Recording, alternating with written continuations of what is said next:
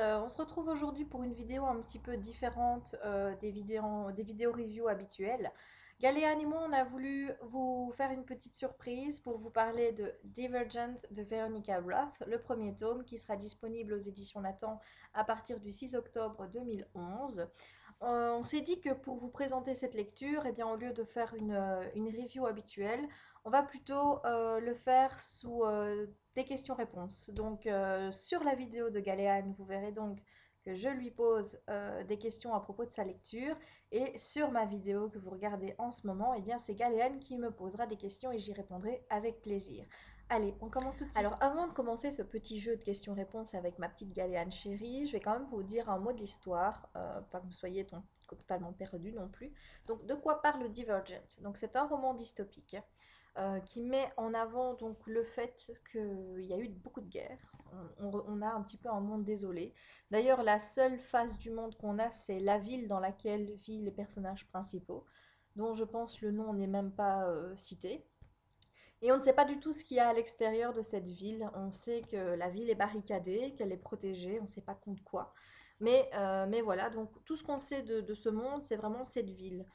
Et donc, à l'intérieur de cette ville, les hommes se sont rendus compte que s'ils arrivaient à se battre, à faire la guerre, à avoir des conflits entre eux, ce n'était pas à cause des histoires de politique, des histoires de religion, enfin, aucunement à cause de quelque chose d'extérieur à l'homme, mais bien à quelque chose d'intérieur, à un défaut, à une tare que l'on a tous en nous, et qui fait ben, qu'on n'arrive pas forcément à s'entendre. Alors évidemment, là se pose encore la question de savoir quel est ce gros défaut que nous avons en nous et qui nous empêche de vivre en paix. Mais là, évidemment, tout le monde n'est pas content, n'est pas d'accord. Certains pointent du doigt un défaut, d'autres un autre. Et dès lors, pour ne pas qu'il y ait de problème dans cette nouvelle organisation du monde, on décide de créer des factions. Elles sont au nombre de 5 et prônent chacune une valeur à défendre, un défaut à condamner. Alors les 5 factions sont premièrement les audacieux qui condamnent la lâcheté, qui prônent des valeurs comme le courage, le fait de vaincre ses peurs, de ne pas se laisser surmonter par celles-ci. Il y a les érudits qui, eux, condamnent l'ignorance et qui veulent toujours beaucoup plus de connaissances car c'est pour eux dans la connaissance que c'est pas nul plus et que c'est le fait justement de ne pas savoir, d'ignorer des choses, qu'il y ait des conflits naissent entre les hommes. Pour les sincères, on condamne la duplicité, le mensonge et on prône des valeurs comme l'honnêteté, le fait de ne jamais mentir, de toujours dire la vérité. Il y a les altruistes. Les altruistes, eux, condamnent l'égoïsme et prônent des valeurs comme l'abandon de soi, le fait de devoir se mettre en retrait pour pouvoir aider les autres d'abord. Et enfin, dernière faction, ce sont les fraternels qui, eux, condamnent l'ignorance, l'agressivité, pardon, et qui sont un petit peu, moi je les vois un petit peu comme une faction un peu baba cool, avec des valeurs comme l'amour, l'amitié, toutes des choses comme ça. Et donc, à l'âge de 16 ans, les enfants sont invités à passer un test tout d'abord pour savoir un petit peu s'ils sont dans la bonne faction, puisque c'est la faction d'origine de leurs parents, ou s'ils doivent changer. Et c'est à leur 16e anniversaire qu'ils sont appelés à faire ce choix. Donc, soit confirmer leur appartenance à leur faction d'origine, soit être transférés dans une autre faction, ou là, dans les deux cas, de toute façon, ils doivent passer un test d'initiation pour pleinement devenir membre de cette faction. Et si jamais ils ratent le test d'initiation, ils deviennent des sans faction. C'est-à-dire qu'ils sont affiliés à aucune faction, ils sont un petit peu les rebuts de la société, ils errent, ils ont des travails médiocres et ils doivent vivre en grande partie de mendicité. Voilà, donc ça c'est un petit peu le monde global dystopique qui est présenté. Plus dans ce récit, donc on suit les aventures de Béatrice Prior, qui est à la base une altruiste, comme ses parents, comme son frère, et qui, à son 16e anniversaire, doit évidemment faire son choix. Et lors de son test, on va lui révéler quelque chose d'assez inhabituel, puisque lors de ce test, on ne va pas pouvoir déterminer quelle est la meilleure faction pour elle. On ne va pas pouvoir, parce qu'en fait, le test fonctionne par élimination des factions auxquelles on ne peut pas appartenir. Et donc, elle, au-delà du test, sur les 5 factions, il y en a 3 qui peuvent lui convenir, et ça, c'est pas bien. Ça ne se fait pas. D'habitude, il n'en reste qu'une. Et dès lors, on lui dit, voilà, tu es une divergente parce que tu as la possibilité de pouvoir prendre plusieurs factions. Et de ce fait, tu es en danger, tu ne dois révéler à personne que tu es une divergente, ou sinon ta vie sera vraiment en danger. Donc elle se demande déjà ce qu'est qu'être une divergente. Mais bon, elle va se taire puisque son instructrice lui a bien dit qu'il fallait absolument pas qu'elle en parle, même pas à ses parents. Donc elle dit rien. Et le jour de son choix, elle décide d'aller chez les audacieux parce qu'elle considère qu'elle appartient plus à cette faction-là qu'à la faction d'origine puisqu'elle ne se sent pas assez altruiste pour pouvoir être une bonne altruiste, justement. Donc l'histoire raconte un petit peu son arrivée chez les audacieux, son initiation, si elle va réussir ou pas, ça je vous dis rien, vous découvrirez vous-même.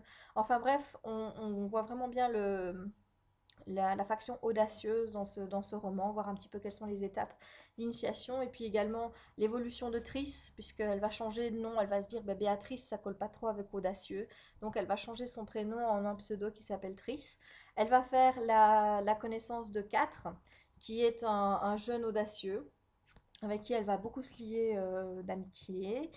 Et voilà, donc au-delà de ça, il y a aussi une histoire plus entre les factions, donc quelque chose de beaucoup plus politique et compagnie, puisque vous allez bien vous rendre compte qu'un monde dystopique de cette manière ne peut pas continuer à exister tel qu'il est. Forcément, on a 10 dirigeants, on a décidé de mettre les altruistes comme dirigeants parce qu'on s'est dit, bah oui, puisqu'ils pensent d'abord aux autres avant de penser à eux, c'est clair que les décisions qu'ils prendront seront faites dans l'intérêt commun et pas dans leur intérêt à eux. Donc c'est eux qu'on a placés sur le devant de la scène, mais évidemment ça ne plaît pas à tout le monde. Il y a des tensions qui vont commencer un peu à se mettre en place entre les factions. Et à la fin du roman, une fois qu'on a vraiment bien posé le cadre, qu'on a bien parcouru un petit peu le tout et que le lecteur a bien compris dans quel monde il vivait, et bien là c'est là que tous les véritables personnalités vont se révéler et qu'il va vraiment se passer des trucs de folie.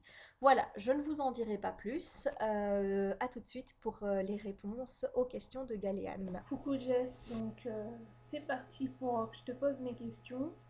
Alors j'espère que tu es prête à y répondre, donc on y va. Alors première question, pour certaines révélations du livre, moi ça m'est arrivé de deviner donc ce qui allait se passer. Est-ce que pour toi ça a été pareil? Et est-ce qu'au moment d'une révélation dont tu avais deviné la, la chose, est-ce que ça a gâché ton plaisir de la Qu'est-ce que découverte? j'ai trouvé des choses prévisibles? Eh bien, oui et non, je dirais. Je vais essayer de ne pas spoiler parce que c'est une question piège que tu me poses là quand même, hein. Donc, la première chose que j'ai trouvée assez prévisible, c'est l'évolution de la relation entre Triss et Quatre. On voit qu'ils se rapprochent de plus en plus et forcément, bon ben, on connaît tous les romances paranormales et la place que prend la romance dans les romans young adultes. Donc par rapport à ça, j'ai pas été surprise. J'attendais même que ça arrive. Donc pas de grosse, je veux dire, ça ne m'a pas trop perturbée, ça m'a pas trop dérangé que ce soit prévisible.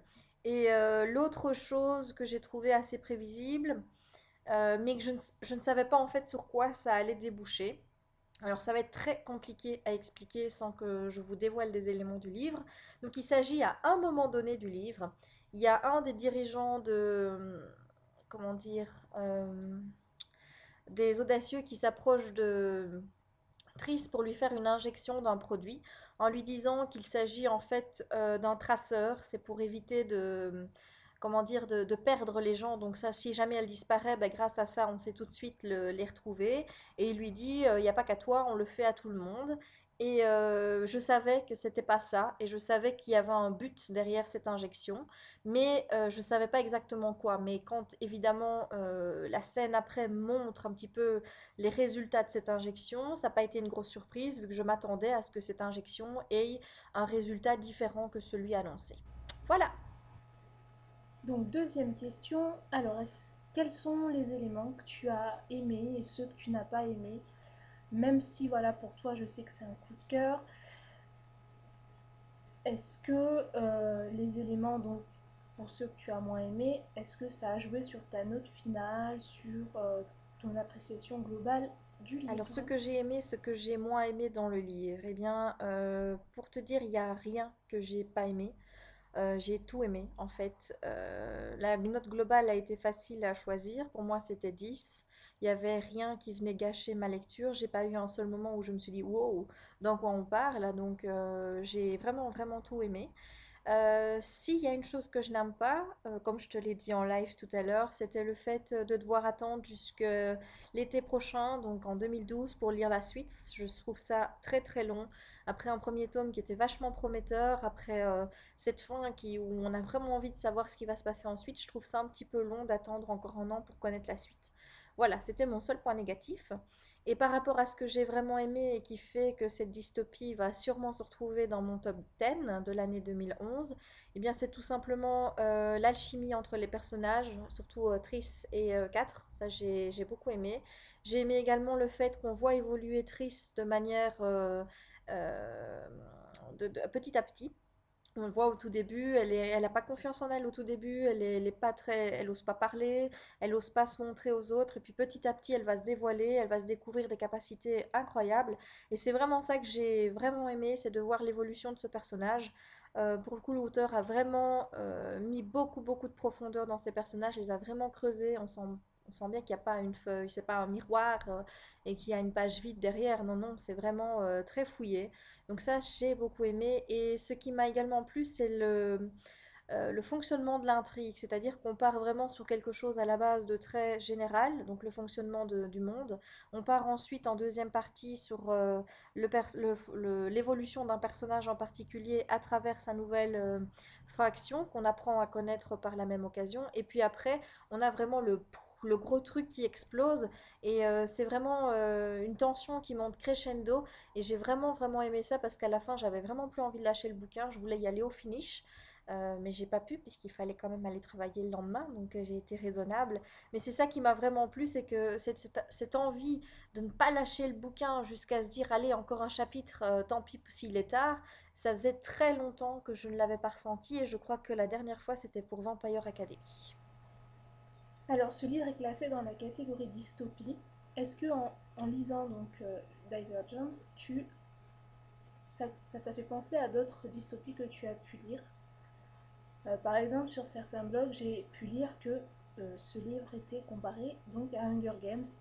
Est-ce que tu es plutôt d'accord avec ça ou pas du tout? Alors, il va être très difficile de répondre à ta question, tout simplement parce que j'ai pas lu Hunger Games encore. Donc, oui, je sais, honte à moi.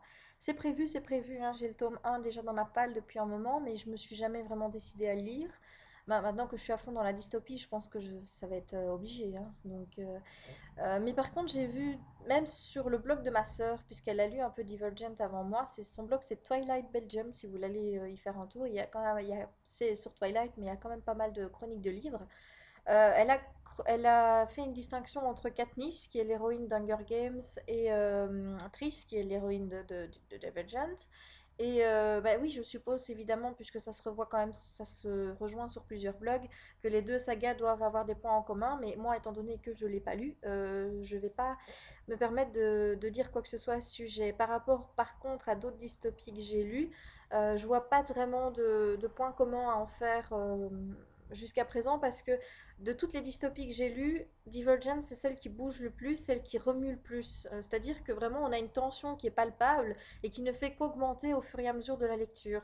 Tandis que les autres, c'était quand même un petit peu très calme pendant les trois quarts du livre et puis hop, il y a un petit truc à la fin, mais vraiment petit par rapport à Divergent où là il y a vraiment quasiment tout qui est presque remis en question, je vais dire. Donc pour le moment, je vois pas trop à quelle dystopie je pourrais la comparer.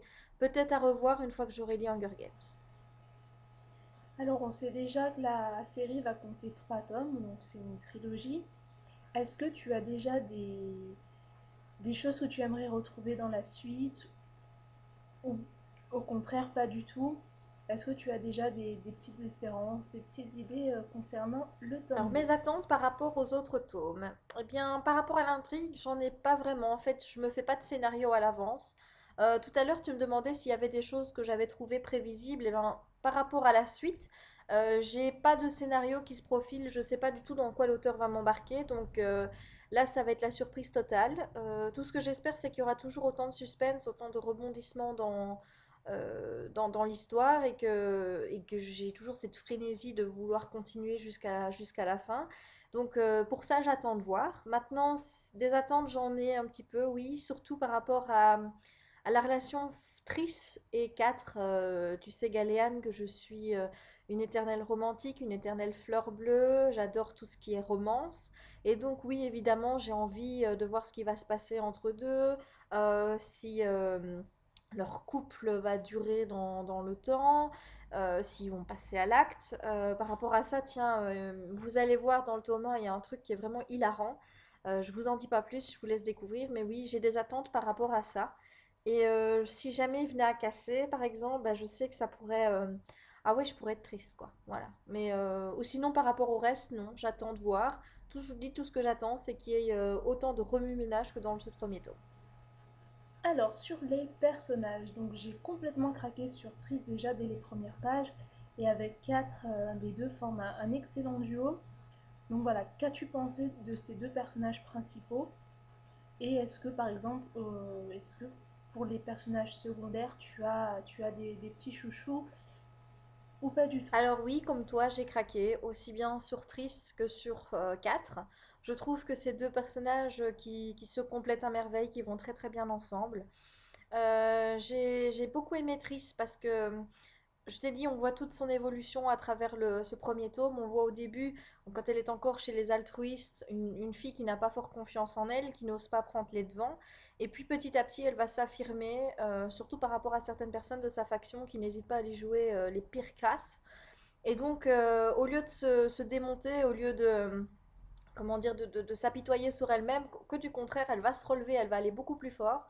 Moi, je trouve que c'est une héroïne qu'on retient et qui pourrait inspirer pas mal de jeunes. Donc, c'est pour ça que j'aime beaucoup Triss. Elle est très volontaire. Déjà, ce qu'elle fait, la première fois qu'elle arrive dans sa nouvelle faction, bon, ben, avec elle, c'est allez, on y va, hein, go, go, go. Perso, j'aurais jamais eu le cran qu'elle a eu. Donc ça c'est une bonne chose. Par rapport à 4, lui il m'a totalement fait mais vibrer dès les premières pages. Je trouve qu'il a un charisme de dingue qui se dégage. Il est hyper protecteur à sa façon, même si d'un autre côté il n'hésite pas à la bousculer quand il peut. Donc il y a vraiment les deux côtés qui n'arrêtent pas de jouer tout le temps. Enfin, c'est vraiment un personnage très attendrissant. Et quand on apprend à connaître son histoire, parce que au tout début, il est vraiment très mystérieux, on apprend vraiment à le découvrir petit à petit, on ne peut que l'apprécier encore plus. Donc, j'ai vraiment craqué sur ces deux personnages-là. Par rapport aux personnages secondaires, est-ce que j'ai craqué pour l'un d'eux? J'aime bien Christina, la meilleure amie de Triss dans sa nouvelle faction. Je la trouvais assez gentille. Puis son petit côté sincère, ancienne sincère qui relevait chaque fois où elle disait ah là je vois que tu mens ou des choses comme ça m'a beaucoup plu. J'ai bien aimé Will aussi comme personnage. Bah, les amis de Triss en général formaient un très bon groupe. Par contre, oui, il y a des personnages que j'ai pas du tout aimés, c'est Peter, Molly et Eric. Donc il y en a deux, ce sont également des prétendants pour être audacieux, qui eux, mais n'ont aucun scrupule pour à écraser les autres pour arriver devant eux. Et le dernier, c'est un membre des leaders de chez Audacieux qui, pour moi, se la pète vachement et se prend vraiment pour le Seigneur, hein. Donc j'ai vraiment pas adhéré à ces trois Comme je vois que Galiane m'a encore prévu 5 questions et qu'on approche déjà les 18-19 minutes, je coupe ici pour une première partie et je réouvre pour une seconde vidéo. À tout de suite.